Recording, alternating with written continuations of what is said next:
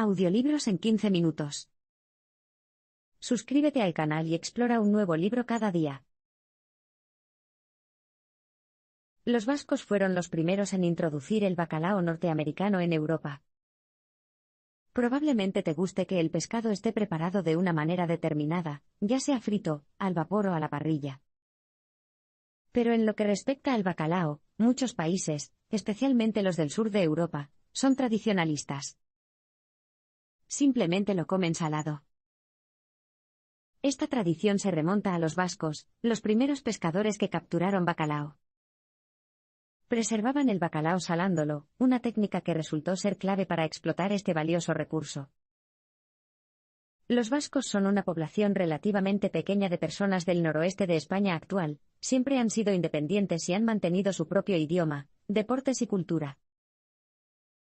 Originalmente zarparon hacia Norteamérica en busca de carne de ballena, que tenía una gran demanda en Europa. Pero, por el camino, descubrieron el bacalao.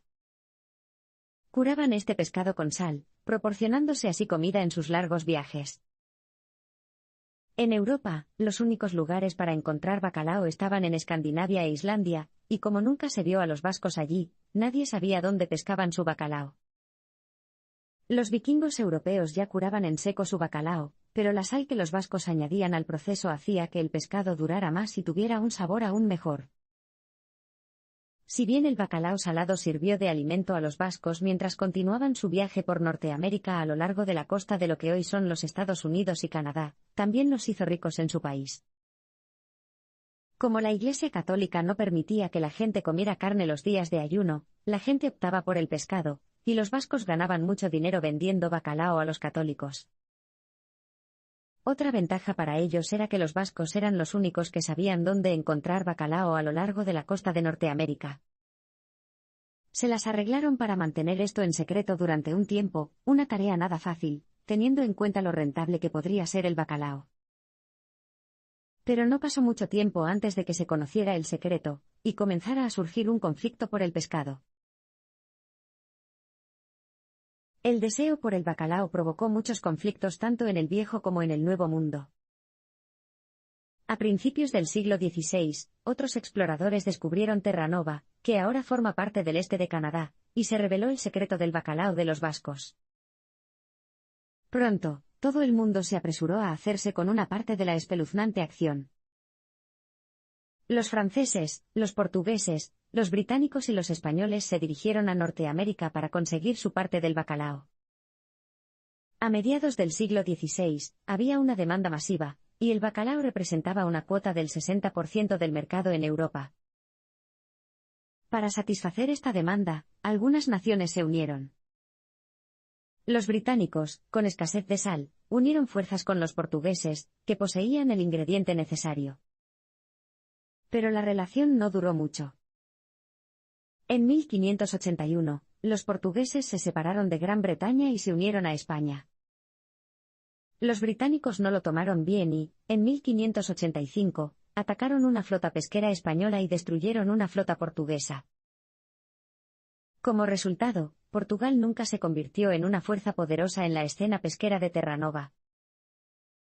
Los británicos también estaban preocupados por sus colonos en Boston y otras partes de Nueva Inglaterra que se acercaban a la independencia comercial. Los habitantes de Nueva Inglaterra, que comerciaban con Europa y otras colonias europeas como Terra Nova, se estaban volviendo alarmantemente ricos y autosuficientes. Esta creciente independencia contribuyó a la Revolución Americana, lo que provocó que los colonos se liberaran de los británicos. Tras la revolución se produjeron amargos desacuerdos sobre los derechos de pesca, pero finalmente se llegó a un acuerdo en el que se concedieron a los británicos derechos de pesca exclusivos en los grandes bancos de Canadá. Sin embargo, a pesar de estos conflictos, había tanto bacalao en esa época que la gente pensaba que duraría para siempre. Pero esas creencias cambiaron tan rápido como el desarrollo de nuevas técnicas de pesca. La invención de la pesca con palangre aumentó la producción, pero también puso en peligro al bacalao. Durante un tiempo, la pesca siguió siendo una práctica tradicional con pocas innovaciones. Sin embargo, todo eso cambió cuando los franceses inventaron la pesca con palangre en el siglo XIX. Básicamente, la pesca con palangre es una técnica en la que un bote pequeño, llamado dory, deja caer una larga línea de pesca que se hunde hasta el fondo. A lo largo de esta línea, a intervalos de 3 pies, hay cordones con ganchos. Se usaron barriles flotantes como boyas para que los pescadores pudieran volver a encontrar estas líneas. Luego, el dory remaría por estas líneas, retiraba el pescado, volvía a cebar el sedal y comenzaba el proceso de nuevo. Si bien la pesca con palangre había existido durante un tiempo, no era muy práctica a menos que estuvieras en un lugar con una gran cantidad de peces. Por lo tanto, la costa canadiense era perfecta para esta práctica. También había otros beneficios. Además del precio de venta normal, el gobierno francés subvencionó a los pescadores pagando 10 francos por cada 65 peces que capturaran. Sin embargo, la pesca con palangre no estuvo exenta de controversia. Varios países, incluida Islandia, temían que pudiera provocar una sobrepesca. Y estos temores estaban justificados, ya que la mejora de las técnicas ocultaba el hecho de que los caladeros se estaban agotando lentamente. A medida que la pesca con palangre se convirtió en una práctica común, especialmente a lo largo de la costa canadiense, se capturaron más peces cada año. Estas estadísticas llevaron a algunos a creer que no había nada de qué preocuparse. El filósofo científico británico Thomas Henry Huxley, por ejemplo, participó en varias expediciones de pesca, y dijo que los temores sobre la sobrepesca no eran científicos y estaban equivocados. Declaraciones como estas, junto con la capacidad de mejorar las técnicas de pesca para ocultar el problema, contribuyeron aún más al desconocimiento general sobre la sobrepesca. La invención de la máquina de vapor y los alimentos congelados cambiaron para siempre la pesca industrial. La mayoría de la gente sabe que la invención de la máquina de vapor condujo a la revolución industrial, menos conocida es la forma en que también transformó la industria pesquera. En el siglo XIX, las aguas europeas ya estaban bastante vacías y, de todos modos, era difícil pescar, por lo que los europeos fueron los primeros en probar la nueva tecnología de vapor en sus barcos. Dado que la máquina de vapor ha hecho que los barcos sean más poderosos, la gente podría seguir desarrollando técnicas de pesca nuevas y más eficaces, como la red de arrastre para nutrias, en la que un barco arrastra una enorme red detrás de él. Naturalmente, esto supuso una enorme ventaja para la industria pesquera. La gente ya no tenía que esperar a que llegara el bacalao, ahora los pescadores podían perseguir el pescado. Los resultados arrojaron una historia clara. Las capturas con redes de arrastre para nutrias fueron 6 veces más grandes que las capturas realizadas con los métodos anteriores. Sin embargo, esto supuso otro problema para la pesca, cada vez era más difícil llevar todo este pescado al mercado en buenas condiciones.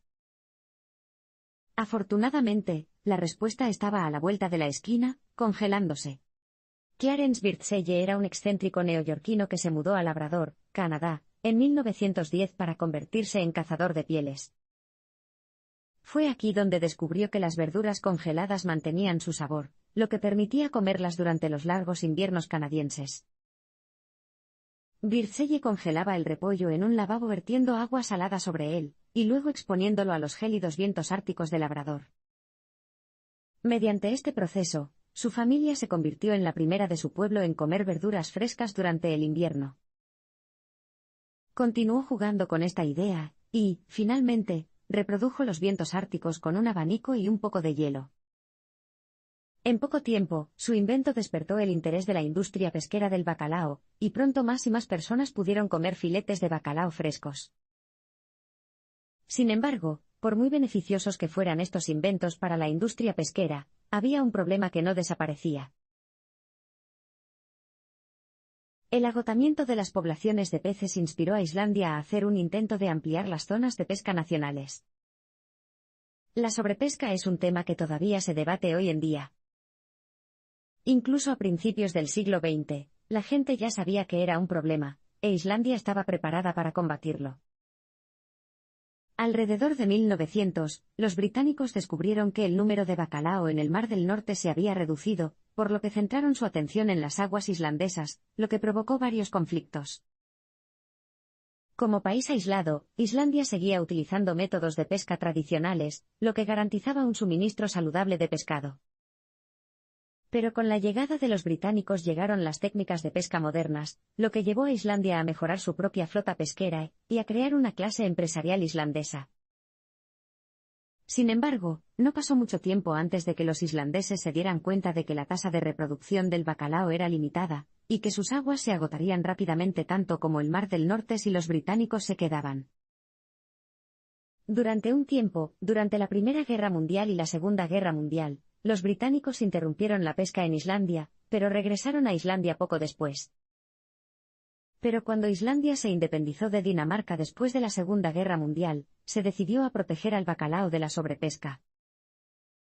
Islandia sabía lo importante que era su industria pesquera para el país, por lo que se esforzaron por ampliar los límites territoriales del área de pesca alrededor de Islandia para mantener alejadas a otras naciones. Inicialmente, el área era de solo 3 millas, pero Islandia pudo ampliarla a 4 millas. Sin embargo, en 1958, las capturas de bacalao islandés siguieron disminuyendo, por lo que ampliaron el límite a 12 millas. Para los británicos, esto era demasiado. Estas eran las mismas aguas en las que estaban pescando, y esta iniciativa de Islandia fue la primera de las 3 guerras del bacalao en las que Islandia y Gran Bretaña se enfrentarían a acaloradas disputas cada vez que Islandia ampliara su límite territorial. La segunda pelea comenzó el 1 de septiembre de 1972, cuando Islandia amplió el límite a 50 millas. Los barcos británicos continuaron pescando dentro del límite, y los islandeses contraatacaron cortando sus redes y soltando sus capturas. Finalmente, Islandia amplió el límite a 200 millas y la misma batalla comenzó de nuevo. Pero, al final, los británicos dieron marcha atrás y aceptaron el límite territorial, que sigue en vigor hoy en día, y ha permitido a Islandia mantener un suministro saludable de bacalao. El bacalao de América del Norte se ha convertido en un recurso escaso, pero se han tomado medidas para recuperarlo.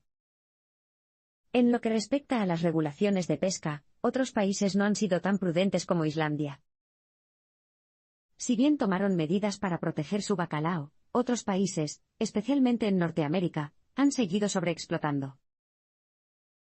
Un ejemplo perfecto es Canadá, después de deshacerse de las flotas pesqueras española y portuguesa y resolver los problemas fronterizos con los Estados Unidos, los canadienses convirtieron una desastrosa industria pesquera en una rentable. Sin embargo, esto significó que el número de barcos, plantas de procesamiento y capturas aumentó constantemente. Para agravar el problema, los pescadores incluso utilizaban otros peces, como el arenque, la caballa y el capelán, para pescar el bacalao. Y cuando el bacalao empezó a desaparecer, el gobierno supuso que era solo un problema temporal. La población había disminuido antes, suponían que se recuperaría. Pero estaban equivocados. No eran solo 1 o 2 caladeros los que estaban disminuyendo debido a los cambios en el clima o los patrones migratorios. Simplemente se estaba sobreexplotando el bacalao y había que tomar medidas drásticas. Así, en 1992, el ministro de Pesca de Canadá finalmente anunció una moratoria que ponía un límite a la pesca del bacalao. No fue una decisión fácil, ya que dejó sin trabajo a 30.000 pescadores. Sin embargo, la moratoria finalmente se extendió y sigue en vigor en la actualidad. La decisión cerró efectivamente todas las pesquerías de bacalao en Canadá, excepto una en el suroeste de Nueva Escocia. Además, estableció una cuota estricta para todos los demás peces de tierra. Si bien esta decisión podría haber ayudado a salvar al bacalao canadiense de la extinción, también hizo que el pescado fuera poco atractivo desde el punto de vista comercial.